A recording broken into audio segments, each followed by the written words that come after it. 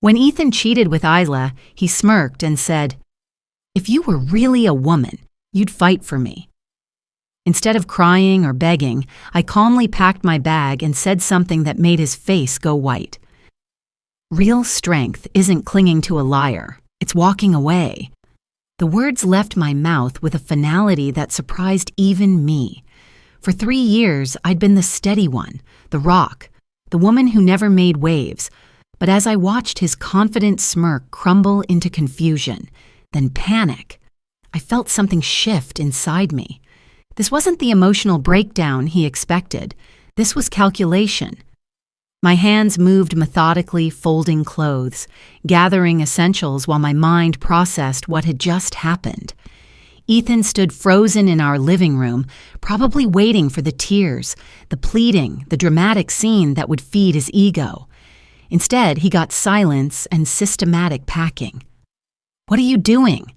His voice cracked somewhere between confusion and panic. "Getting out of your way," I replied without looking up from my backpack. The truth was, I'd been preparing for this moment longer than I'd admitted to myself. Not consciously, but some part of me had been documenting the red flags, noting the changes, building a case I hoped I'd never need to present. My finance background had taught me to recognize patterns, to spot inconsistencies in data. Ethan's behavior over the past 6 months had been full of both. As I zipped my bag, I felt oddly calm. This wasn't impulsive. This was inevitable. And for the first time in months, I wasn't the one scrambling to fix something that was fundamentally broken. I walked out that night with more than just my belongings. I walked out with a clear head and a strategic mind that was already 3 steps ahead of his lies. See, what Ethan never understood about me was that my calm wasn't weakness. It was assessment. While he was busy creating chaos, I was busy being competent. At 28, I wasn't just some finance employee he could dismiss. I was a senior analyst at Marcus & Associates, one of the city's most respected mid-size investment firms. I'd built a reputation for finding discrepancies others missed, for turning messy financial situations into clear strategies.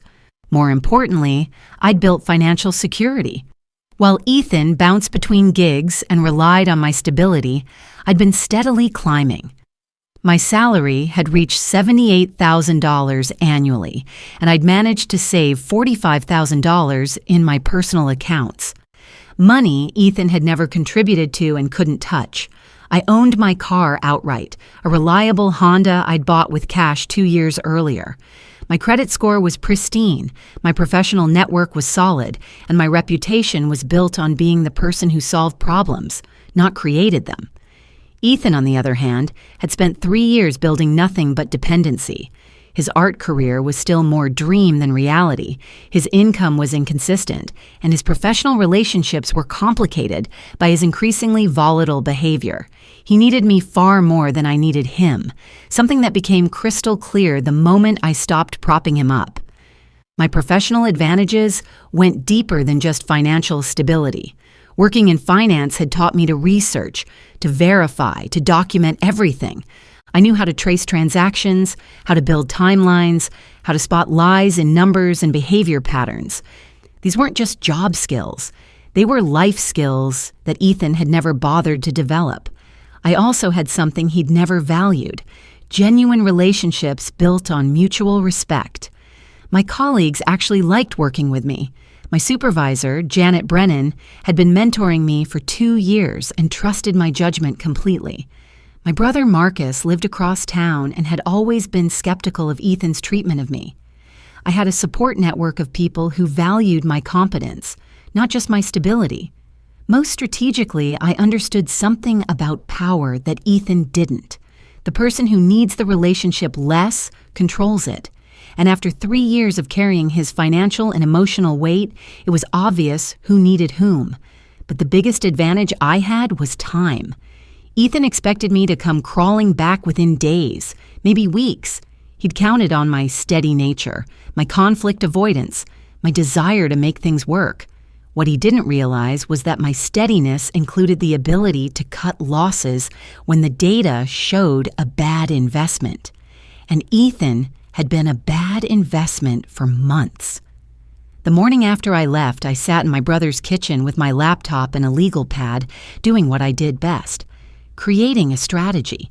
This wasn't about revenge, it was about protection.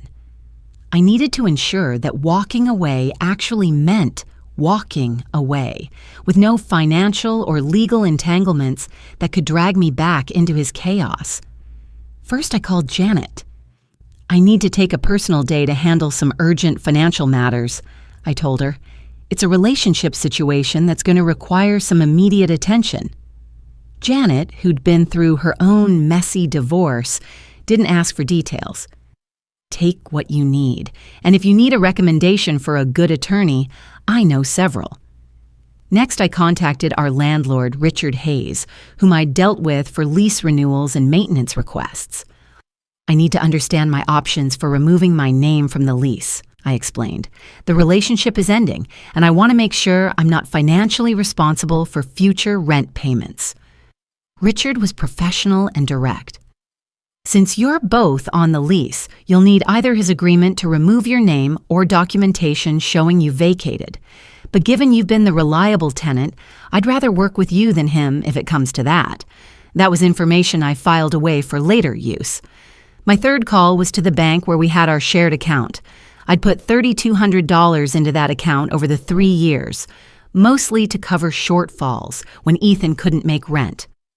"I need to understand my options for a joint account when the relationship is ending," I told the customer service representative. "Either account holder can withdraw funds or close the account," she explained. "We typically recommend people remove their money and close joint accounts when relationships end to avoid complications." By noon, I had a clear picture of my situation. I could extract myself cleanly, quickly, and completely. Ethan's dependency on me meant he'd be scrambling to figure out basic logistics while I was already 3 steps ahead. But I wasn't going to move hastily. Impulsive actions led to mistakes, and mistakes created vulnerabilities. Instead, I was going to be methodical, thorough, and completely professional. That afternoon, I drove to a law office Janet had recommended. David Hoffman was a family attorney who specialized in relationship dissolutions, including unmarried couples with financial entanglements. "The good news is you're not married, so there's no formal divorce process," he explained after I'd outlined my situation. "The challenging news is that unmarried couples sometimes have messier financial separations because there are fewer legal frameworks." I showed him the documentation I'd brought: lease agreements, bank statements, records of my financial contributions to rent and utilities, proof that my savings account and car were solely in my name. "You're in an excellent position," he said after reviewing everything. "You've been smart about keeping your major assets separate, and you have clear documentation of your financial contributions. My advice is to remove yourself from joint obligations quickly and cleanly before he has time to create complications." "What kind of complications?" I asked. "Desperate people make desperate decisions. He might try to claim you owe him money or attempt to damage your credit or create professional problems. The faster you extract yourself, the fewer opportunities he has to create leverage." That evening, I created a timeline. I would execute my separation strategy over the next week, handling each element in order of priority. Finances first, housing second, personal belongings third. I would document everything, communicate in writing when possible, and avoid emotional discussions that could create complications. Most importantly, I would not negotiate, explain, or justify my decisions to Ethan. He'd had 3 years to understand my value. Now he could learn it through absence. By the end of my first week of freedom, Ethan's situation was becoming clear. Without my financial contributions, he was scrambling. I'd withdrawn my $3,200 from our joint account and closed it, leaving him to figure out how to make rent on his inconsistent income. I'd informed our landlord in writing that I was vacating and requested my portion of the security deposit, which Richard was happy to process. Meanwhile, I'd found a clean, affordable studio apartment in a better part of town. 1 bedroom, updated kitchen, in-unit laundry, and most importantly, a lease with only my name on it. The deposit and first month's rent cost me $1,800, but I paid it in cash and moved in immediately. Ethan's attempts at contact had evolved from confused to angry to desperate. His texts started with, "You're overreacting. We didn't sleep together," and escalated to, "You're being cruel. I thought you loved me." When I didn't respond, he tried calling my work phone. That was his first major mistake. "I'm sorry, but Jean is unavailable," Janet told him when he called asking to speak with me about an urgent personal matter. When he called back an hour later claiming to be a client, Janet transferred him to my voicemail, where he left a rambling message about needing to work things out. Janet forwarded the message to me with a note. "Is this someone we need to be concerned about professionally?" I replied. "Ex-boyfriend who's not handling the breakup well. I don't think he'll escalate, but I wanted you to be aware in case he continues calling." That afternoon, Janet called me into her office. "I've been thinking about your situation," she said.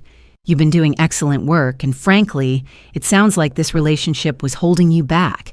Have you considered that this might be an opportunity for some career advancement?" She wasn't wrong. For 3 years, I'd been rushing home to manage Ethan's crises, working around his schedule, turning down networking events because he needed support. Without those obligations, I was suddenly available for the professional opportunities I'd been quietly setting aside. "There's a senior analyst position opening up in our corporate restructuring division," Janet continued. "It would be a significant salary increase, and the clients are companies going through major transitions. It requires someone who's good at seeing through chaos to find workable solutions." The irony wasn't lost on me. While Ethan was falling apart, I was being offered a promotion specifically because I was good at handling other people's messes. "I'm very interested," I told her. By week 3, Ethan's professional life was unraveling as dramatically as his personal life. Jess, the friend whose Instagram story had exposed his cheating, messaged me with updates I hadn't asked for but appreciated anyway. "He's been picking fights at the gallery," she wrote. "Last week, he threw a stool at someone who criticized his painting technique. The owner is considering letting him go." A few days later, "He and Isla broke up. Apparently, she was just using him to make her ex-boyfriend jealous. She moved out of his place and left him with a bunch of expensive restaurant bills he can't pay. The consequences were accelerating beyond anything I could have planned. Ethan had traded my stability for chaos, and chaos was consuming everything he'd tried to build. Meanwhile, my life was expanding. I got the promotion Janet had mentioned, along with a $15,000 salary increase. My new apartment felt like a sanctuary. Quiet, clean, completely under my control. I started hiking again on weekends, something I'd given up because Ethan considered it boring. I reconnected with friends I'd lost touch with during the years I'd spent managing his dramas. Most importantly, I was sleeping better than I had in months. No more lying awake wondering where he was, who he was texting, whether his mood would be volatile or sullen when he finally came home. The silence I'd once feared had become freedom. When Ethan finally showed up at my apartment building 6 weeks later, sitting on the front steps like a lost dog, I felt nothing but mild annoyance. He looked deflated, smaller somehow, like the confidence that had once drawn everyone to him had leaked away. "Please," he said when I approached with my grocery bags. "Just 5 minutes." Against my better judgment, I gave him those 5 minutes. He tried the same manipulation that had worked before, claiming I hadn't fought for him, insisting he'd made a mistake, promising he'd realized what he'd lost. But his desperation only confirmed what I already knew. I'd made the right choice. He didn't miss me. He missed my function. He wanted back the woman who had made his life easier, not the woman who was building something better without him. "You don't miss me, Ethan," I told him. "You miss the version of me that carried your chaos without complaint. That woman isn't available anymore." When he tried one last manipulation, "You never fight for anything," I realized he still didn't understand. Fighting would have meant staying in a losing battle. Winning had meant walking away. 6 months later, the contrast between our situations had become stark and permanent. I'd settled into my new role, consistently exceeding performance targets and earning respect from clients who trusted my ability to guide them through difficult transitions. My savings had grown to over $60,000. I'd established new friendships based on mutual interests rather than emotional dependency, and I'd started dating someone who treated my stability as a gift, not a given. Ethan, according to the occasional updates that filtered through mutual friends, had lost his gallery job, moved back in with roommates, and was working restaurant shifts to pay off credit card debt. His art career, which had been stagnant during our relationship, had completely stalled. Without someone to provide financial and emotional support, he discovered that his artistic temperament was just poor impulse control, and poor impulse control had consequences in the real world.